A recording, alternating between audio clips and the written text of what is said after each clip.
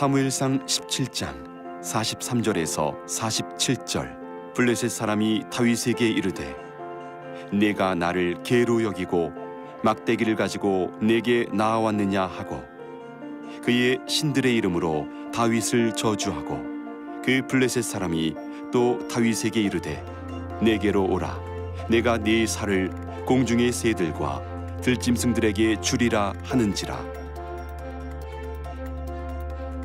다윗이 블레셋 사람에게 이르되 너는 칼과 창과 단창으로 내게 나아오거니와 나는 만군의 여호와의 이름 곧 네가 모욕하는 이스라엘 군대의 하나님의 이름으로 내게 나아가노라.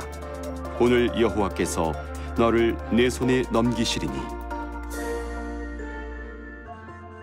내가 너를 쳐서 내 목을 베고 블레셋 군대의 시체를 오늘 공중의 새와 땅의 들짐승에게 주어 온 땅으로 이스라엘의 하나님이 계신 줄 알게 하겠고 또 여호와의 구원하심이 칼과 창에 있지 아니함을 이 무리에게 알게 하리라. 전쟁은 여호와께 속한 것인즉 그가 너희를 우리 손에 넘기시리라.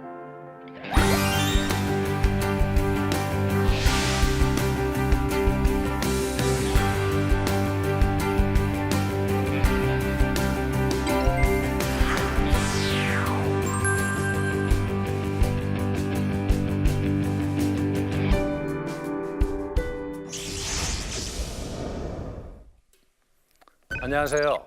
아름드리 교회를 담임하고 있는 이재천 목사입니다. 오늘은 우리 다윗 이야기 세 번째, 우리가 잘 알고 있는 골리앗을 무너뜨린 아주 재미난 이야기를 같이 나누면서 오늘 시작할까 합니다.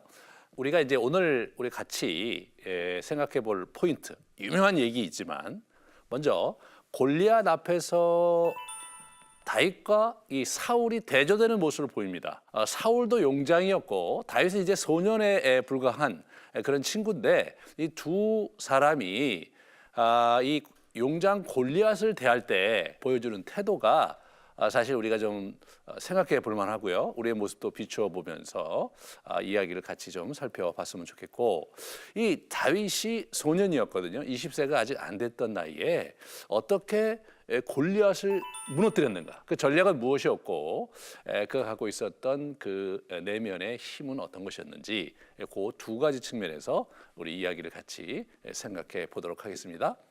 블레셋과 이스라엘은 이 사무엘 상하에서 보면요, 이게 엄청나게 많이 싸웁니다. 그 이제 쭉 보면 이 사사 시대 말에 부터 이 블레셋이 굉장히 강건해지거든요.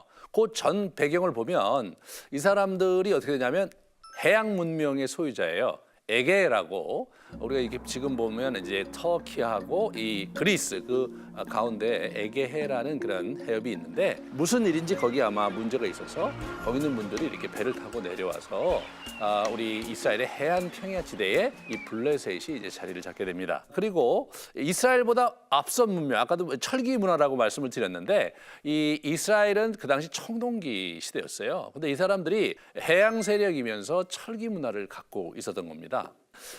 온 이스라엘 사람들은 각기 보습이나 삽이나 도끼나 괭이를 버리려면 블레셋 사람들에게로 내려갔다, 이렇게 얘기를 합니다. 그 당시 철공선은 전략적으로 굉장히 중요한 그 기술이었어요. 근데 이제 그 철공서를 사실은 블레셋이 이 이스라엘 진영에 있게 하지 못했던 거죠. 왜냐하면 그 당시에는 첨단 산업이었던 것이니까. 그러니까 이런 부분에서 이 블레셋이 철저히 자기의 그 철기 가공 기술을 그들이 이제 소유하고 있고, 그것을 이제 외부로 반출되는 것을 금했다는 것을 볼 수가 있죠.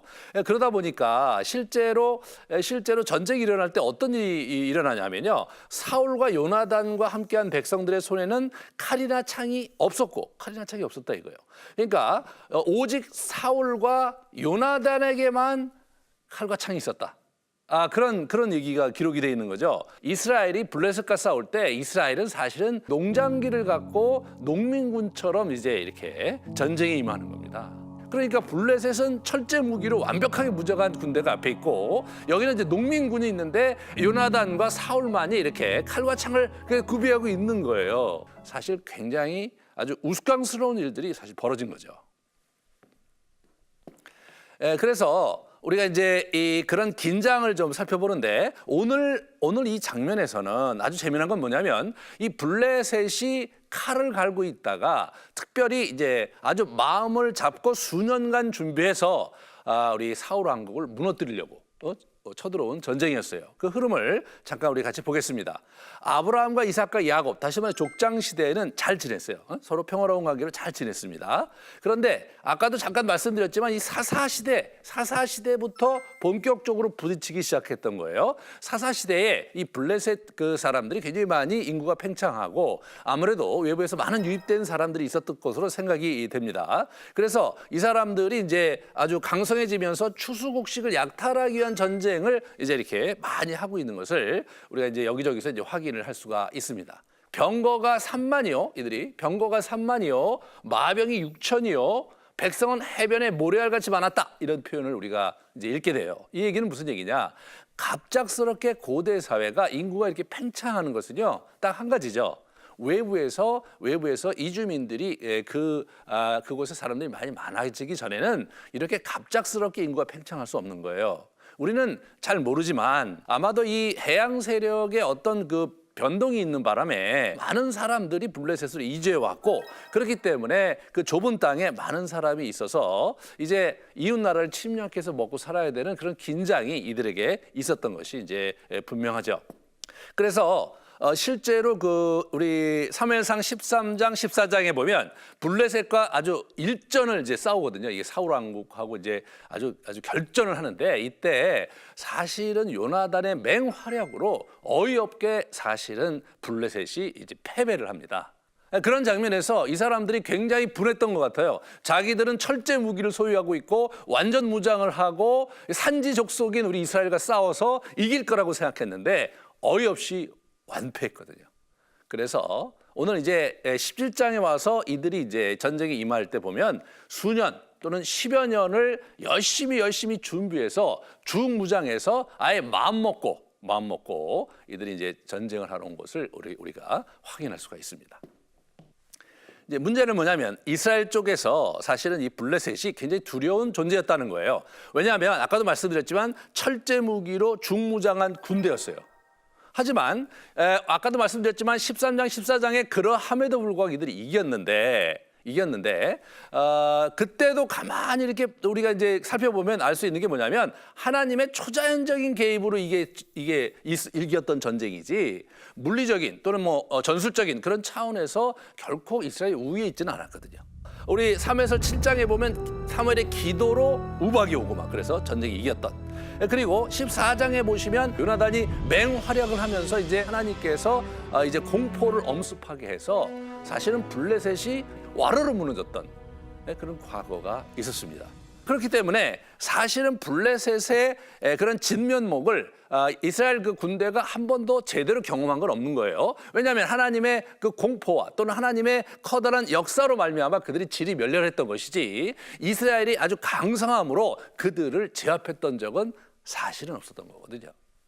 이 사람들이 그러함에도 불구하고 이를 갈다가 새로운 전술로 침입해 온 것을 보게 돼요. 자기의 블레셋의 운명을 건 한판 승부를 하려고 온 흔적이 역력합니다. 왜냐하면 우리가 이 골리앗이라는 사람을 맞이하게 되거든요. 여태까지는 그냥 서로 이렇게 대치해서 서로 막 난타전하고 전쟁을 했던 그러한 전쟁의 전술을 바꿔요. 이번에는 제대로 된 장수를 한 사람 키워서 그래서 이 사람 중심으로 단판을 1대1로 단판을 짓게 하면서 그러면서 상대를 제압하려는 그런 전략을 바꿔서 온 거예요. 그래서 이 사람이 와서 싸우자. 40일 동안 독전을 합니다. 나하고 싸워서 1대1로 싸워서 이기는 자가 상대편을 다 점령한 것으로 하자. 이제 그게 제안이죠. 이들이 자신의 믿는 신 다곤의 이름으로 이들이 여호와의 신과 이게 대결하려고 지금 작정을 하고 지금 와서 있는 것을 우리가 이제 볼 수가 있습니다. 그런 장면에서 우리가 골리앗이라는 사람을 좀 조명해 볼 필요가 있어요. 이 사람은 지난 전쟁에는 없었던 사람입니다. 근데 아주 용장으로 나타나는 걸로 봐서는 이 사람들 나름대로 전략을 짜다가 또 이렇게 나름대로 수년간 준비하다가 특별히 발탁된 용장이 골리앗이었던 거죠. 그럴 만한 게 기골이 아주 장대했습니다, 여러분. 기골이. 예? 기골이 장대했어요. 키가 6규빗 한 뼘인데 290m, 약 3m 정도 됩니다. 요즘도요, 여러분. 사람이 한 2m만 돼도 이게 등치가 있고 막 이렇게 크면 무서운데 3m가 다 되는 사람이 중무장을 하고 서 있으면 웬만한 사람은 그 근처에 가기도 힘든 그런 위압감을 느끼는 거 아닙니까? 이 사람이 안악자손, 이거 거인족의 후손입니다.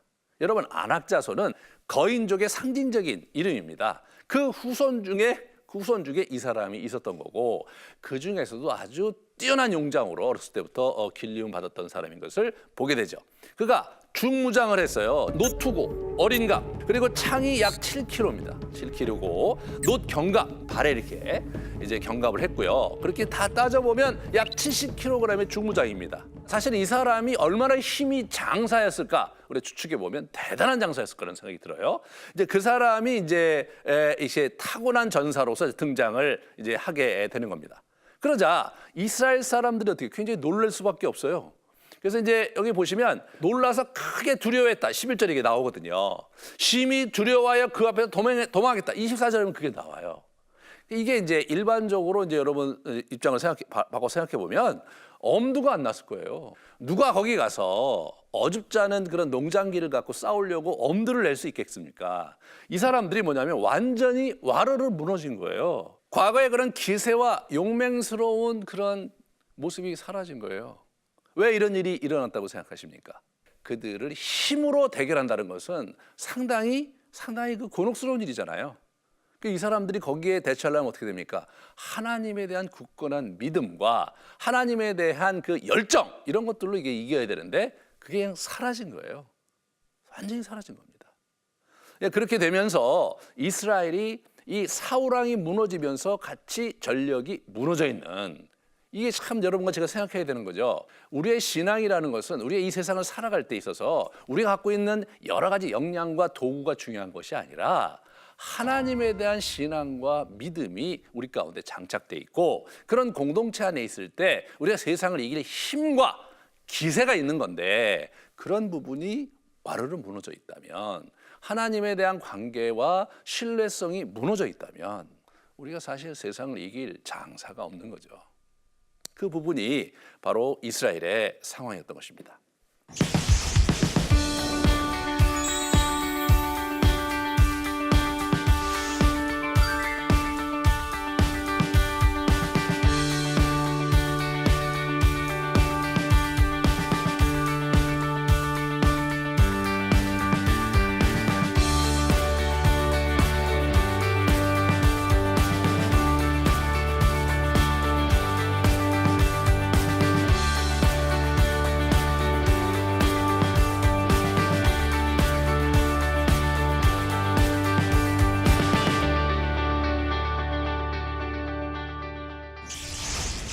반면에 우리 다윗을 보면요, 이 사람은 산골 목동, 베들레헴이 완전히 산골 골짜기였거든요. 그 목동 지역에 있는 소년이었습니다. 이 사람은 천덕꾸러기 산골 소년이었어요. 예? 천덕꾸러기 산골 소년이었습니다. 형들에게 구박받고 아버지에게 인정 못 받고 그렇게 천덕꾸러기로 자란 그러한 소박한 소년, 예? 짠한 소년 다윗이 지금 우리 앞에 이렇게 이제 등장을 하는 겁니다. 근데 이 사람이 하나님의 능력으로 정말 승리를 했죠. 그러므로 우리가 믿음을 가지고 가면 이긴다. 뭐 이런 얘기를 하면 사실 뭐 재미가 없어요. 하나님께서 특별히 선택을 하셨고 능력을 주셔서 이겼다. 이렇게 이제 생각하면 재미가 없는데, 실제로 본문을 가만히 이렇게 좀 들여다보면요, 그렇게 신화적으로 또는 신비적으로 이 전쟁이 치러진 것은 결코 아닙니다. 왜냐하면 비록 다윗이 소년이었지만 그 사람의 내면에 이미 장착돼 있고 무장돼 있던 내공이 있었거든요. 이 곰과 사자와의 대결 경험을 이제 갖고 있는 거예요. 그런 곰과 사자와의 대결 경험 속에서 배양된 신앙과 싸움 기술이 있었어요. 곰과 사자를 여러분 이렇게 맞닥뜨린다면 사람이 사실은 곰과 사자만큼 이렇게 위협적인 존재도 없잖아요. 맹수잖아요. 이 사람이 그 곰과 사자를 어렸을 때부터 맞닥뜨렸던 거예요. 그런데 이 사람이 하는 얘기가 뭐냐면 하나님의 구원을 자기가 경험했다는 얘기를 하는 거예요. 자기의 돌팔매로 곰과 사자를 무너뜨렸는데 자기가 갖고 있는 실력과 자기가 갖고 있는 그 기민한 동작으로 사자와 곰을 제압했다 이렇게 생각하지 않아요. 하나님께서 나를 구원하셨다 그렇게 생각하는 거죠. 그 얘기는 우리 이 다윗이 비록 어렸지만 자기가 그런 어려운 위기 상황 속에서 하나님을 신뢰하고 곰과 사와 싸워갔던 그러한 시간들이 차곡차곡 쌓여 있다는 것을 우리가 알 수가 있습니다. 여기서 우리가 한 가지 좀 생각해 봐야 될 것은 뭐냐면 우리의 그 현실을 살아가는 그 신앙의 힘, 그것은 현실의 삶에서 일궈가는 신앙생활, 그리고 생존 기술, 우리의 척박하지만 또 어렵고 거칠지만 그 속에서 하나님과 더불어 분투하면서 그분과 함께 씨름하면서 말이에요. 현실을 극복해 나가는 힘이 배양될 때 이런 믿음의 어떤 멋진 그런 승리를 가져올 수 있는 것이다. 단순히 우리 소년 다윗이 아무것도 모르는데 그가 정말로 하나님을 우직하게 잘 모르는 친구들이 더 아주 그냥 완전히 그 열정 하나만을 가지고 우직하게 달려가서 골리앗을 무너뜨렸다. 이렇게 이해해서는 안 되는 본문이 바로 오늘 본문입니다. 왜냐하면 이 다윗이 하는 얘기를 지금부터 가만히 볼 텐데요. 다윗이 생각보다 내면이 탄탄하고 하나님의 말씀에 대한 깊은 이해를 갖고 있었던 것을 우리가 볼 수 있거든요. 다윗은 지금 율법의 신앙으로 무장된 정신력을 갖고 있었어요. 그러니까 이 부분에서 이렇게 보시면 이런 표현이 나와요. 이 할례받지 않은 블레셋 사람이 누구이기에 살아계신 하나님의 군대를 모독하느냐. 우리가 가만히 생각하면 소년 다윗이 하는 얘기지만 완전히 그 율법의 사상과 율법의 가르치는 가르침에 충분히 자기 안에 이렇게 소화되어 있어서 나오는 거예요. 우리가 여호와의 택한 백성이고 언약 백성인데 할례받지 않은, 다시 말해서 여호와의 하나님의 은혜와 은택을 입을 수 없는, 또는 그분의 이 언약 백성으로서의 축복을 받은 그러한 하나님 나라의 삶과는 전혀 이렇게 견줄 수 없고 멀리 있는 그런 친구가 어떻게 하나님의 군대를 모욕하느냐, 이런 얘기를 이분이 이제 하시는 거죠. 하나님의 군대를 모욕한 이 할례받지 않은 이 블레셋 사람이리, 할례받지 않은 블레셋 사람. 그래서 그가 그 짐승의 하나와 같이 되리이다. 자기가 돌팔매로 무너뜨린 짐승과 하나같이 될 것이다 이거죠. 이게 이분이 지금 뭘 얘기하는 겁니까? 이게 2m 90의 중무장한 그러한 이제 용작이지만 다윗의 눈에는 자기가 무너뜨렸던, 자기가 사냥했던, 맞대결을 했던 사자와 곰과 다를 바가 없을 뿐만 아니라 사실 사자와 곰에 비하면 움직임이 민첩하지 않으니까 자기로서는 훨씬 더 승산이 있다고 생각했던 것 같아요. 그래서 사자의 발톱과 곰의 발톱에서 건져내셨은즉, 이 사람이 계속 얘기하는 거예요. 자기가 어떤 힘과 능력에 의해서 사자와 곰을 무너뜨렸는데 나는 그것을 능히 할 수 있다, 이런 얘기를 하고 있는 게 아니고 하나님께서 이 건져내셨다의 자기를 여호와께서 건져내셨다. 그러므로 하나님께서 나를 이 블레셋 사람의 손에서 건져내실 것이다 라는 신앙적 고백을 하는 것입니다.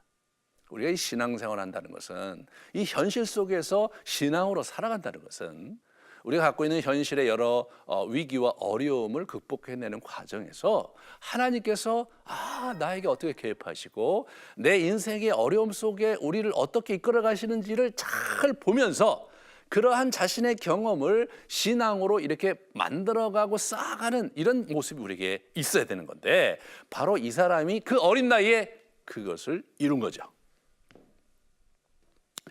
그래서 이분이 이제 보시면요, 이 다윗의 신앙의 근거를 보면요, 이 뭐였냐면 언약의 말씀을 붙드는 거였거든요. 나는 만군의 여호와의 이름 곧 내가 모욕하는 이스라엘 군대의 하나님의 이름으로 내게 나아가겠다.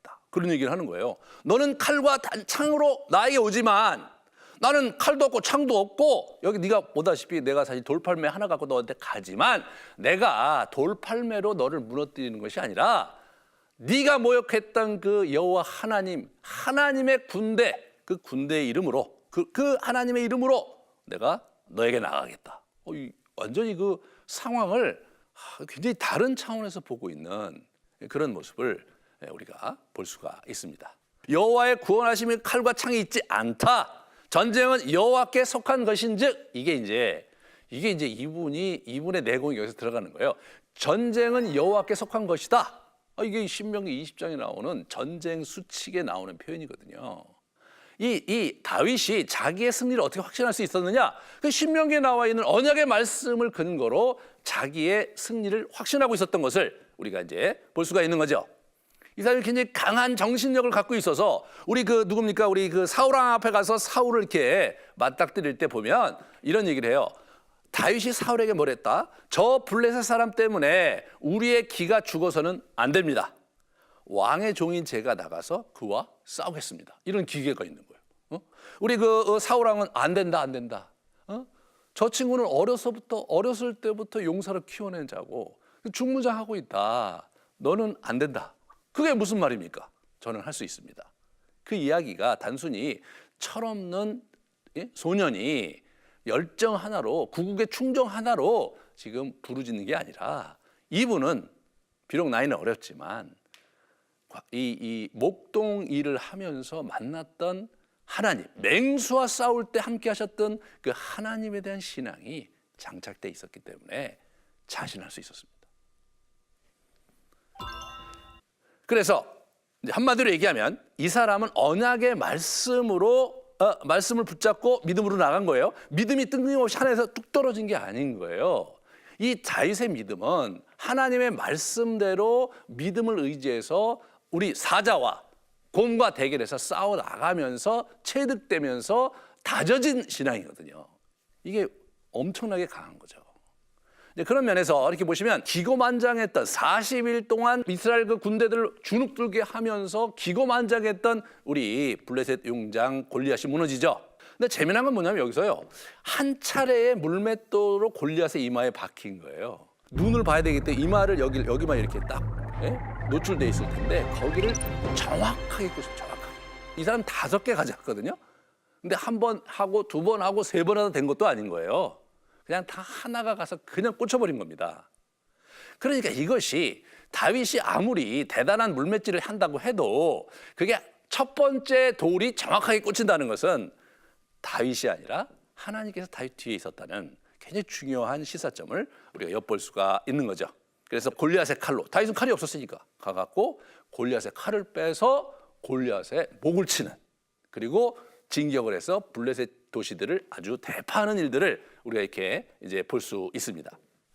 이 칼과 창이 아닌 하나님의 이름으로 간다. 이 사람이 이제 제가 가만히 한번 보세요. 이 다윗이 어떻게 했는가를 보면 창칼과 창칼에는 승산이 없어요. 자기는 뭐 그걸 갖고 자기가 잘 해본 경험도 없고, 실제로 사울 왕의 갑옷과 창을 그리고 칼을 들고 오는데 너무 이게 안 맞는 거지. 걸리적거리는 거예요. 그래서 자기가 그냥 다 벗어 던지고, 창도 아니고 칼도 아니고 자기가 늘 했던 물맷돌에 돌 그 주머니 그 파우치에다가 여러분 그 돌을 5개 딱 물맷돌을 집어넣고 그리고 달려간 거예요. 이 사람이요. 중무장은 뭡니까? 이 민첩하게 움직일 수 없는 거죠. 그러니까 자기는 뭐 민첩하게 움직이는 그런 맹수들과 싸운 경험이 있기 때문에 이건 완전히 식은 죽 먹기라고 생각을 한 거예요. 그래서 이 근접전에 돌발의 근접전에는 약하지만 멀리서 타격을 가할 수 있잖아요. 이거 굉장히 좋은 거죠. 이 다윗에게는. 그러니까 목표 타겟 그 대상은 잘 움직이질 않아요. 근데 자기는 거리를 두고 싸우긴 너무 좋아요. 이 사람이 이런 전략적 분석과 판단을 가지고 임했던 것을 우리가 보게 되죠.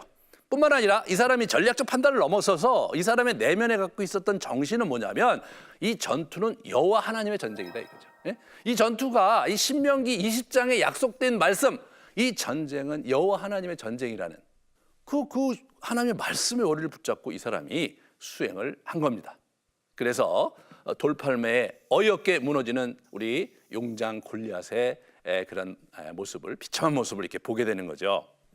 우리가 이 이야기 속에서 우리가 한번 생각해 봐야 될 것은 뭐냐면, 여러분과 저도 이 세상을 살면서 골리앗과 같은 그런 대단한 우리 앞에 그 장벽을 만날 수가 있죠. 내 힘으로는 도저히 극복할 수 없을 것 같은 현실, 내 힘으로는 극복할 수 없을 것 같은 문제, 이런 것들이 있는데 여러분은 그런 것들이 무엇인가 한번 생각해 보십시오. 그리고 여러분이 그런 것을 대응할 수 있는 내공을 지금 쌓아가고 있는가? 아니, 지금 부딪혀갖고 정신없이 헤매고 있는 것은 아닌가 한번 생각해 보시기 바랍니다. 삶의 현장에서 하나님을 만나고 그러면서 영적 전투 역량을 쌓아야 된다는 거예요. 그냥 이렇게 우리가 이제 믿음으로 우리가 행동하면서 그렇게 우리의 믿음을 계속해서 현실 속에서 담금질하고 쌓아가는 그런 삶의 그러한 여정이 없이는 골리앗을 무너뜨릴 수는 없는 겁니다. 그냥 주여라는 그런 외침 하나만으로 골리앗이 무너지는 게 아니에요. 우리 다윗이 기도하면서 주여 당신의 이름으로 나가오니 물리쳐 주십시오 했을 때 하늘에서 막 번개가 와장창 일어나면서 그러면서 이 벼락마저 죽는 게 아니라 자기가 평소에 자기의 삶 속에서 했던 물맷돌 실력 그거 하나로 그거 나간 거예요. 자기가 할 수 있는 거잖아요. 자기가 잘하는 거잖아요. 자기가 그 물맷돌질로 만났던 하나님의 능력을 의지해서 나가는 겁니다. 여러분의 물맷돌 실력은 무엇인가? 여러분은 그것을 어떻게 가꿔야 되는가? 그런 부분을 우리가 잘 생각해 봐야 됩니다. 세 번째로 이 다윗처럼 언약의 말씀을 깊게 우리가 숙지해야 된다. 이 세상은 결국 하나님께서 좌지우지하는 세상입니다. 물론 공주의 권세 잡은 자가 우리를 침노하려고 하고 우리를 하나님으로부터 멀어지게 하려고 하고 우리가 하나님의 나라의 능력을 갖고 살지 못하도록 끊임없이 우리를 압박하고 공격해 오겠지만 그러나 궁극적으로 우리가 하나님 말씀을 의지한다면 골리앗과 같은 거대한 그러한 거구도 한숨에 물리칠 수 있다는 그 놀라운 말씀의 비밀이 이 세상을 사는 신앙의 비밀이 바로 이 본문에 담겨 있는 것입니다. 사랑하는 여러분, 우리의 현실이 아무리 크고 그리고 또 우리가 할 수 있는 일이 비록 굉장히 소박하고 별로 할 수 있는 일이 없다 손 치더라도 우리가 우리의 삶의 현실에서 하나하나 믿음의 행보를 가지고 신앙의 삶을 쌓아나갈 때 우리가 결정적인 장면에서 하나님을 믿음으로 말미암아 우리 앞에 놓인 골리앗과 같은 장벽을 무너뜨릴 수 있다는 소망과 확신을 여러분이 품으시는 복된 시간 되시기를 바랍니다. 다음 시간에는 이제 우리 다윗이 이제 출세를 하는데 그 이후 우리 사울왕과의 갈등 속에서 어떻게 자기 인생을 또 헤쳐가는지 그런 부분들을 같이 나누도록 하겠습니다. 긴 시간 수고하셨습니다.